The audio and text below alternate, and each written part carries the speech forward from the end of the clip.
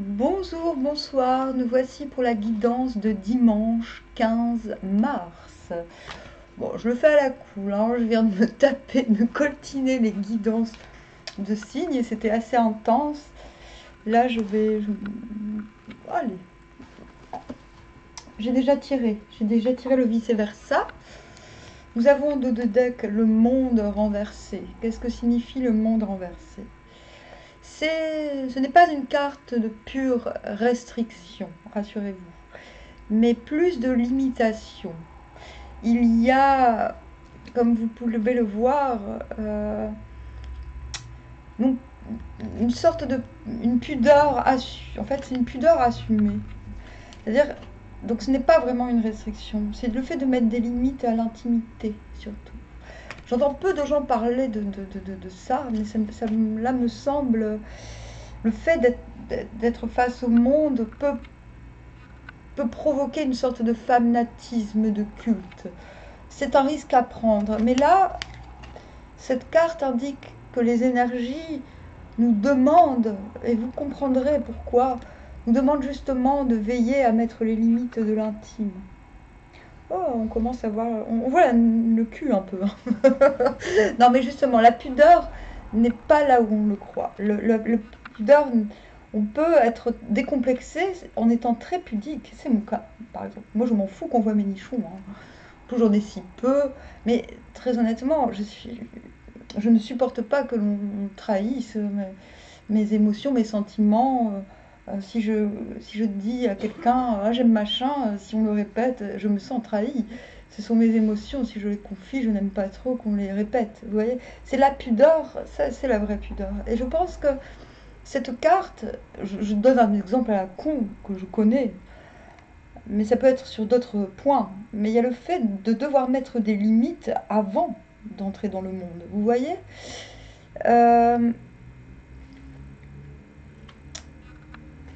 comment dire, est-ce qu'il y a quelque chose... C'est-à-dire les éléments, les quatre éléments ont disparu, ne sont pas là pour protéger. Vous voyez, il n'y a pas cette guidance mythique. Les ancêtres ne sont pas là pour ouvrir le chemin, c'est ça. Mais cela augure pourtant une complétude à venir. D'accord? Donc il n'y a pas... Elle est plutôt neutre. Mais en Dododec, nous sommes dans ça, en train d'établir des limitations entre la sphère de l'intime et de l'extime. Je sais, c'est un mot qui n'existe pas, mais je l'ai inventé. Ensuite, qu'avons-nous? Nous démarrons sur une petite note de nostalgie. C'est-à-dire, c'est la carte où l'on veut retrouver cette légèreté émotionnelle, cette envie de pactiser, non pas avec le diable, mais avec son prochain. Et cette envie est si pressante qu'elle a finalement deux chemins à prendre. Soit le chemin de la nostalgie, où l'on se souvient de ces émotions plus ou moins lointaines d'ailleurs, qu'on aimerait ressentir, qu'on aimerait revivre, rafraîchir. Mais on a aussi le chemin d'ouvrir l'œil à ce qui se passe autour, quitte à n'y rien voir.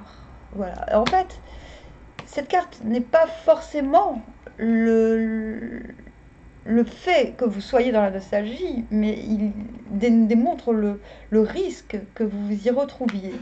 Mais voilà, parce qu'on a tendance à voir dans les livrets nostalgie, regret, mais non. En fait, c'est une voie comme une autre. Vous êtes libre de la choisir ou pas. Ensuite, nous avons la reine d'épée à l'envers. Donc, passer de cet état où l'on se demande où est passé l'amour, l'amour, euh, là, il ne s'agit pas forcément de l'amour courtois, même si ça l'est un peu. L'amour courtois dans le sens... Vous savez, je vais vous parler un peu de l'amour courtois, parce que quand un seigneur ou un chevalier courtisait une belle, c'était souvent platonique, mais pas forcément. Mais ce platonisme permettait, le fait d'être dans les bonnes grâces de la belle, le fait d'être inspiré par cette forme d'amour, nous ouvrait tout un monde, toute une cour. Vous voyez, donc ce n'est pas l'amour forcément Donc si, c'est l'amour courtois en fait. C'est le fait d'être, d'avoir besoin d'être inspiré afin d'inspirer à son tour. Mais ce n'est pas forcément superficiel. Voilà, il y a eu, notamment chez les cathares, je peux vous assurer que quand, euh, quand une belle était courtisée, elle ne se gênait pas pour se servir. Euh, Ils n'étaient pas aussi coincés qu'on ne le pense dans le haut Moyen Âge, figurez-vous. Alors, par contre, voilà, passer de ça à la reine d'épée, c'est plutôt pas mal, parce qu'on fait appel à sa mémoire, on fait appel à sa mémoire, on fait le tri, la part des choses, qu'est-ce qu'on doit laisser, quels sentiments, quelles émotions doit-on laisser de côté. C'est comme si on faisait le tri sur ce qu'on doit garder, ce qu'on ne doit pas garder, sur ce qui est primordial dans le moment présent. Qu'est-ce qui... Il y a le fait de ne pas vraiment se décider dans l'urgence, à qui on a envie d'offrir, à quel type de personne, à quel type de situation. C'est pas une prise de tête. Non, pas du tout, parce qu'après on a le denier, mais c'est... J'ai l'impression, c'est un petit retour dans le passé pour... on est encore dans la pudeur,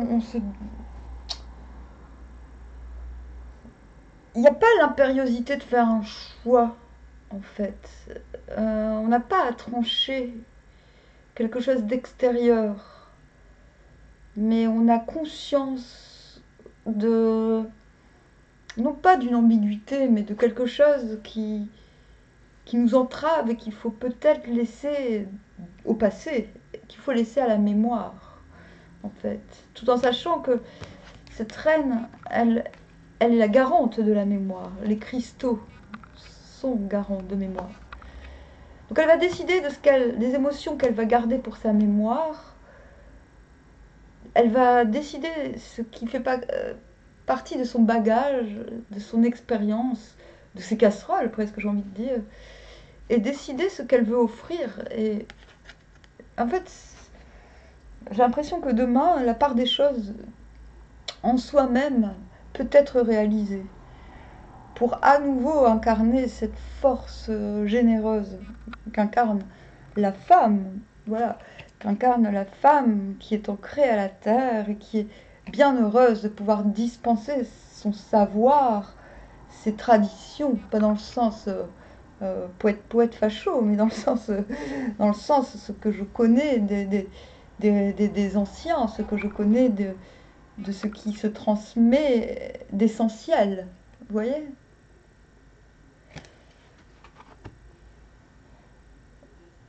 Bah, c'est très bien. Qu'est-ce que je fais? Je continue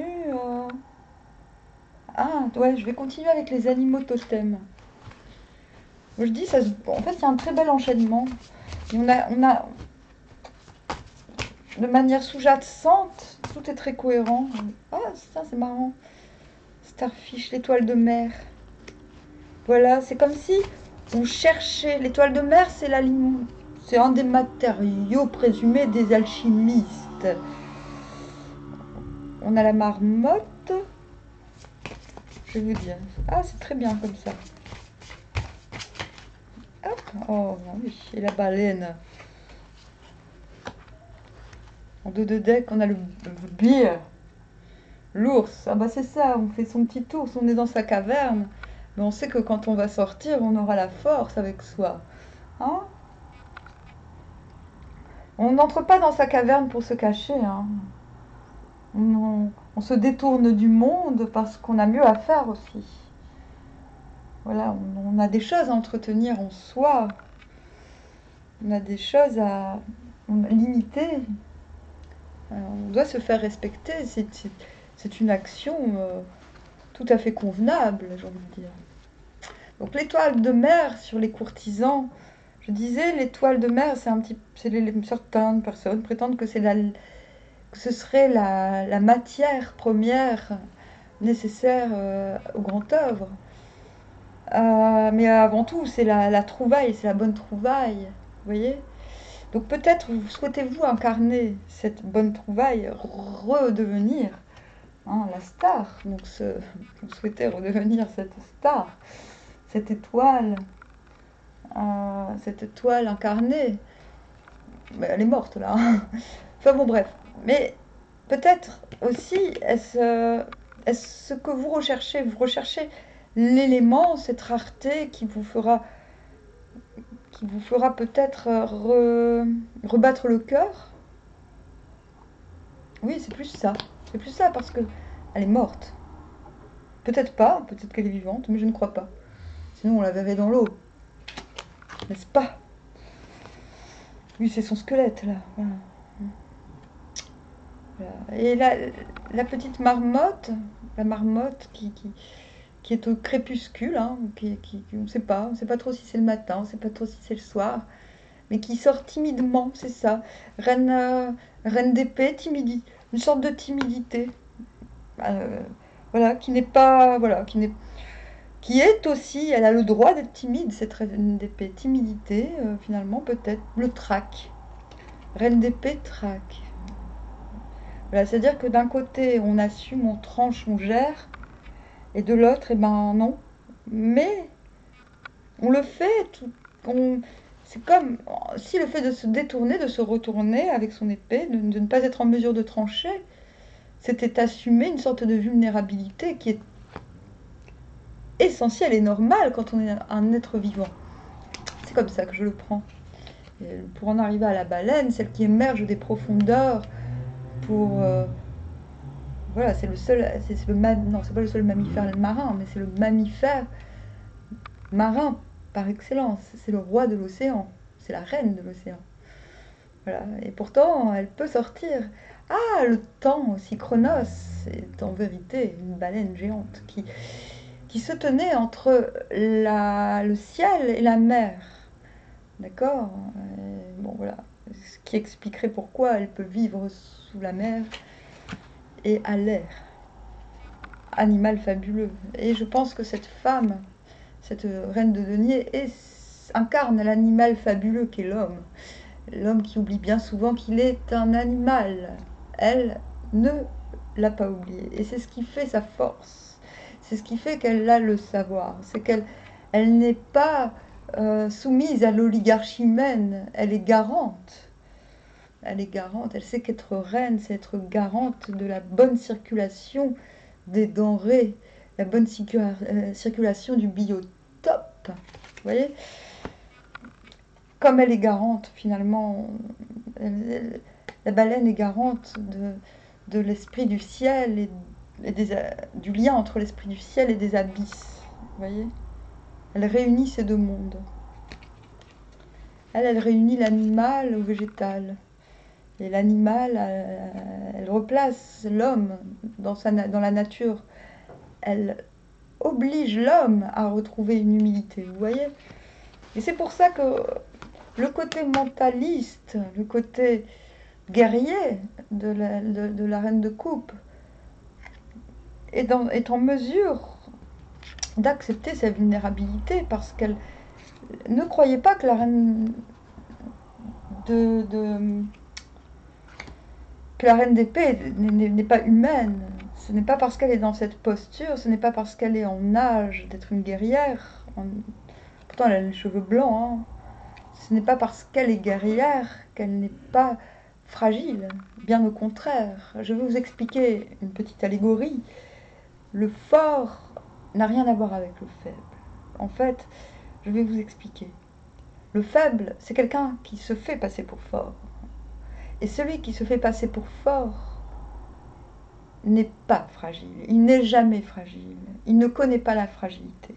Seul le fort connaît la fragilité. Voilà, le faible joue au fort. D'accord? Et le fort n'a pas à protéger le faible, il a à protéger la fragilité. Donc il y a... les faibles se font passer pour forts. D'accord? Ils n'ont pas accès à la fragilité. Pourquoi ils n'ont pas accès? Parce qu'ils n'ont pas cette intelligence. C'est c'est une forme d'intelligence d'être fragile, d'admettre que la fragilité existe. Et c'est parce qu'elle existe, c'est parce qu'on en est conscient, qu'on est capable d'être fort, parce qu'on sait qu'il faut protéger cette fragilité. Cette fragilité, c'est quoi? C'est la naissance, c'est tout ce qui est en conception, tout ce qui est en préparation. Ce sont les bébés que l'on protège. Et tout peut redevenir bébé du jour au lendemain. Nous pouvons être un bébé dans n'importe quelle situation, admettons-le. Bordel. Bon, voilà, c'était mon petit sketch. Donc voilà, je ne veux plus qu'on dise de la reine d'épée qu'elle est rigide et machin, machin. Non. À l'envers, elle est fragile, elle a le droit de l'être. Mais si elle se permet d'être dans cette position, c'est justement qu'elle a gagné. Vous voyez, elle a gagné le combat. Hein, n'allez pas croire. Ouais, ça y est, je prends. Non, parce que des fois, les livrets, ça va. Hein. Il y a un moment, quand tu connais la féodalité... Bon, allez, pour demain,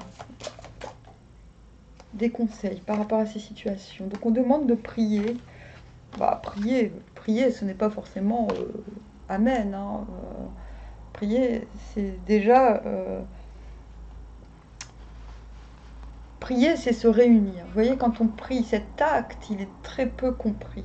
Voilà, c'est l'équilibre. D'ailleurs, quand vous regardez, quand nous mettons les mains comme cela, ça vous fait penser à quoi? Ben, ça nous fait penser au cerveau. En fait, c'est retrouver cet acte de prière nous permet de nous recentrer. Et en plus, c'est comme un yoga des yeux. Voilà. Vous savez, c'est un centrage qui est demandé. Donc la prière, c'est aussi le fait de demander aux autres, pas forcément à Dieu.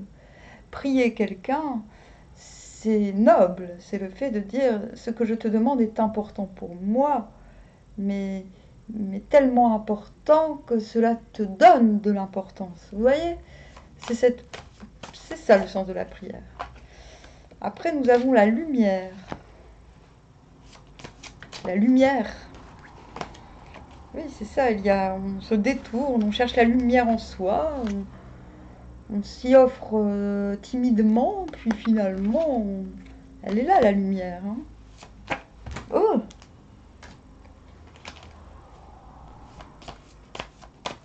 Voilà, ce travail, en fait, on commence par un effort conscient, la prière, le recentrage, ou le fait de recentrer aussi les énergies, qu'elles soient en soi-même ou entre les gens, puisque prier quelqu'un, c'est un centrage des intentions, finalement. Et on a le silence. Oh, c'est beau.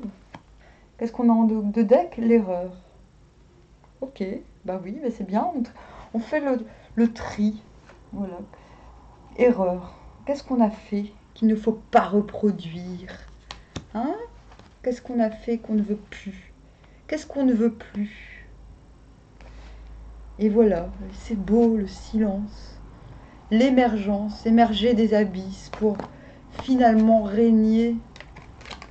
Voilà. Et elle règne en silence. Elle n'a pas besoin de parler. Elle sait qu'elle est de toute manière irremplaçable. Elle est irremplaçable, elle le sait. D'accord?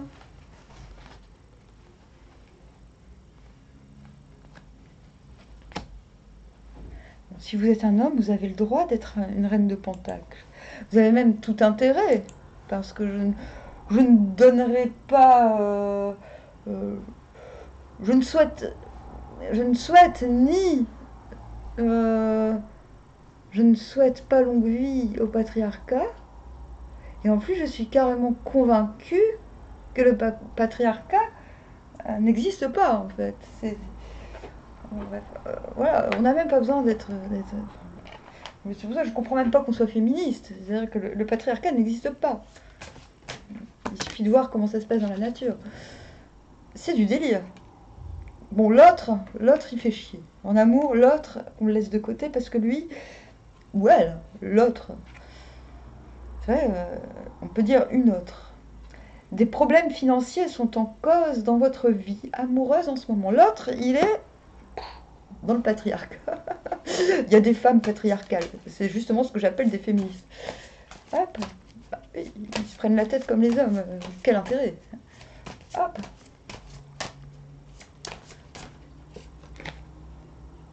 Et vous, tromperie. Bon bah génial. Bon bah ceci expliquant cela, quelqu'un porte le masque de la tromperie dans cette relation. Alors vous êtes absolument dubitatif. Donc soit l'autre se prend tellement la tête dans des questions. De toute façon, on vous dit, hein, il est temps de reprendre le contrôle de votre vie, là. Hein. Allez, on arrête de tergiverser, hein, on lâche l'épée, de toute façon, on a gagné. Hein. C'est ça qu'on se dit demain. D'accord? Ça y est. Ça y est, je suis ado. Donc, quelqu'un porte le masque de la tromperie dans cette relation. Attention, ça ne veut pas dire qu'on vous trompe. Ça veut dire que la personne là qui fait chier avec ces questions, ça peut être aussi bien un garçon qu'une fille. Hein. Ça peut même être un chien. Hein. Tous les goûts sont dans la nature. Oui, c'est ça, il y a de la codépendance. C'est ça, là vous avez affaire quand même. L'autre, il en veut qu'à sa carrière, quoi. Ou alors il estime que vous êtes pauvre, ou alors il estime que... En fait, de toute manière, quand il y a finance et carrière, c'est que la personne, que ce soit vous ou l'autre, considère que l'amour passe après. Donc déjà, il y a un problème. Donc déjà, il y a un problème d'ambition. Donc vous avez bien le droit de vous dire quelqu'un porte un masque dans la relation, c'est peut-être vous d'ailleurs. Mais vu les circonstances, je ne pense pas. Hein. De toute façon, si quelqu'un vous fait passer après sa carrière, c'est qu'il y a un problème, non? Non? Vous trouvez pas? Si. Hein. De toute façon, vous vous libérez, c'est quelqu'un de dépendant, hein, sans doute à son boulot ou à l'argent ou à je ne sais quoi. Laissez partir votre ex, tout va bien. Appréciez l'enchantement de vos vacances ensemble. Ça, c'est ce qu'on vous dit. Voilà. Fixez-vous un objectif enchanteur. Voilà. N'acceptez que l'enchantement. Le reste, ça n'existe pas. C'est comme le patriarcat. Le patriarcat n'existe pas. C'est-à-dire, enchantez-vous de la nature, de vos ressources, de vos propres ressources. Ce qui vient à vous de manière non franche, non correcte finalement. Tout ce qui vient et qui n'est pas, j'ai envie de dire, droit dans ses pompes. Tout ce qui est faible en fait. Mais maraver le faible, bordel. Il faut maraver le faible. C'est ce qui m'énerve dans la traduction du Viking. On dit le fort. Quand on... Il y a des confusions. Oui, le fort se bat résolument contre le faible, on est d'accord. On doit se battre. Mais le fort ne protège pas le faible. Le fort protège le fragile. Voilà. Les enfants sont forts et sont fragiles à la fois. Ils ne sont pas faibles. Ils ne peuvent pas connaître la faiblesse. Vous comprenez la nuance? Ça, c'est très important. Donc sachez que si quelqu'un a la faiblesse de faire passer les finances et les carrières, les problèmes financiers, c'est qu'il ne vous voit pas comme une ressource, mais comme un objet, quelque chose d'encombrant, qui encombre. C'est ça qui est désolant dans cette société patriarcale. C'est que les ressources humaines, ou animales, ou naturelles, sont exploitées au lieu d'être partagées. Il y a un gros problème, non?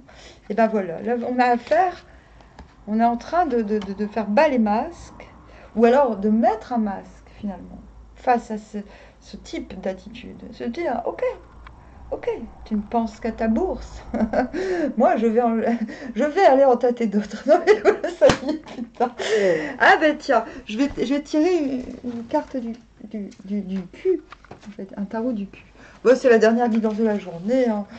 On se défoule. Allez, qu'est-ce qu'on conseille pour les couples? Ça ne veut pas dire que vous êtes en train de vous séparer, hein. Ça se trouve, vous êtes ensemble et vous en avez juste marre. Vous attendez qu'il y ait des vacances. Et en attendant, bah, ça y est, on est tombé sur le valet de coupe. Donc, ce qu'on vous conseille, valet de coupe, c'est rigolo, mais c'est salaud. Le couple ne se ménage pas et s'apprête à savourer pleinement les plaisirs amoureux. La femme est confiante, mais l'homme a tendance à gaspiller de précieuses énergies. Qu'est-ce que je disais? Hein? L'homme, il pense qu'à sa bourse. Il pense à ses plaisirs de plus tard. Qu'est-ce qu'il va pouvoir faire? Quel gadget il va appeler? Quelle voiture? La femme se fait chier. Donc, soit elle lâche la pression, la femme, ou l'homme, hein, mettez-vous. Et je vous parle de ce cas-là. La femme lâche la pression. Elle s'en branle là. Elle est partie. Elle dit, bon, lui, il est dans son trip. C'est ça, il est dans son trip. Il porte un masque. Il veut pas partager. Je vais prendre ce qu'il y a à prendre en ayant conscience que l'autre, finalement, que vous soyez l'homme ou la femme, hein, peu importe, en conscience que l'autre, regardez-le, que l'autre, il est pas à votre niveau, quoi. Non, mais il y a l'homme fantasme, vous êtes là, mais vous prenez votre plaisir sans être là. C'est comme si l'homme vous voit comme un, voilà, comme un objet, osons dire, d'accord? Mais pas comme un, oui, oui, c'est le patriarcat. C'est le patriarcat. Donc, vous détachez de ça. Dites-vous, de toute façon, les hommes, les femmes sont autant impliqués dans ce type de situation. Ce n'est pas une affaire de sexe. C'est une affaire, wow, c'est une affaire de confusion qui concerne toute l'humanité, je pense. Hein. Tout le monde est un problème avec la nature. C'est plus une question de sexe, là où on en est. Vous voyez? Il faut sortir de ce truc-là. Ok? Donc, que tu sois l'homme ou la femme, prends le plaisir là où il y a à prendre et tu sais ce que tu veux, tu sais de quoi tu es capable. N'attends rien de l'autre. Parce que l'autre est dans l'autre, il délire complet, en fait. C'est ce qu'on est en train de te dire, d'accord? Dans son truc de oh, j'ai peur de manquer, oh, j'ai peur de manquer. Oui, ok.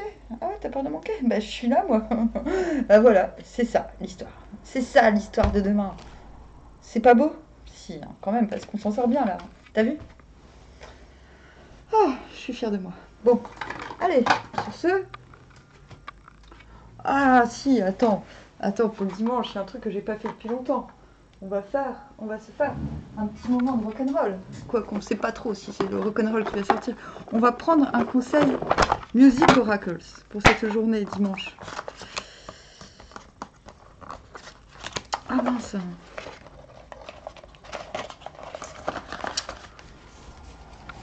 Allez, un petit conseil pour le dimanche 15. 14. Hop.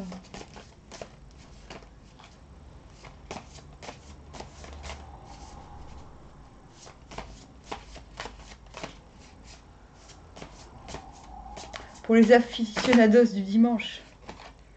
On a Bob Dylan. Nostalgia is for two-time loser. Il est trop fort, cet oracle.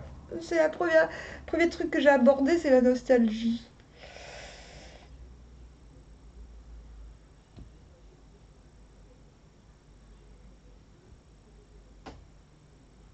Two time. C'est pour deux temps de perte. Voilà. C'est pour les losers en fait. Don't mistake that mansion on the hill for paradise.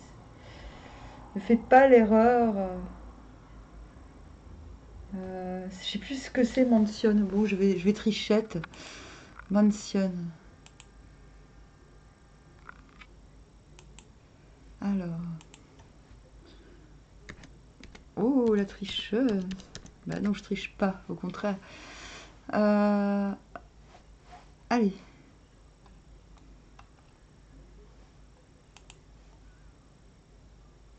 Bah, ils disent pas.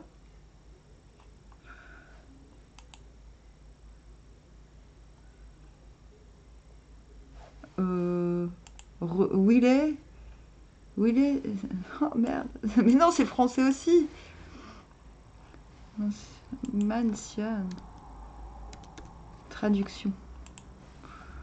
Alors. Manoir. Ah, ok. Ah, mais oui. Oh là là. Ah, des fois, je me trouve un peu nulle quand même. Don't mistake. Ne fais pas l'erreur que ce manoir sur la colline ne prend pas ce manoir sur la colline pour un paradis. Oh. Darkness may be falling. Donc le côté sombre, la noirceur peut tomber, peut-être en train de tomber, mais nous n'y sommes pas encore. C'est ça. On est au courant que le sombre peut partir, on le sait, mais on n'y est pas encore. Donc voilà, ça sert à rien de s'échapper d'un truc qui est encore là. Voilà. C'est-à-dire, on nous demande de relativiser, en fait, il nous demande. Il est bien sympa finalement. Moi, je l'aime pas spécialement. C'est vrai que cette carte est assez efficace. Donc ne prends pas un manoir au-dessus de la colline pour le paradis. Hein. Et nostalgia is for two-time losers. Voilà. C'est un petit peu un jeu de mots. Mais voilà. C'est pour c'est pour un instant entre deux perdants. Voilà. 2 instants pour perdants. Voilà. C'est le fait d'être à deux, d'être 2 fois perdant. En fait. Parce qu'on est perdant. En fait, c'est ça. C'est d'être perdant 2 fois, la nostalgie. En fait. On est perdant pendant. J'ai même envie de dire 3 times. On est perdant pendant, avant et après. Bon, voilà. Bon, ça y est, c'est fini pour de vrai. Salut. Bon, on verra. Soit demain, je fais un truc pour la semaine entière, générale, et pas les signes, vu que j'ai fait pour les 15 prochains jours. On verra. Et puis, très honnêtement, mettez-moi un petit peu des commentaires si vous voulez que j'en fasse plus. Hein. Je veux dire, c'est bon. Hein. Je suis prête à m'investir plus, mais il faut qu'il y ait un petit peu de répondants. Bon, peut-être je suis un peu trop impressionnante, hein, je ne sais pas. Mais bon, n'ayez pas peur. Nous sommes sur Internet, nous ne craignons rien. Allez, bonne huître!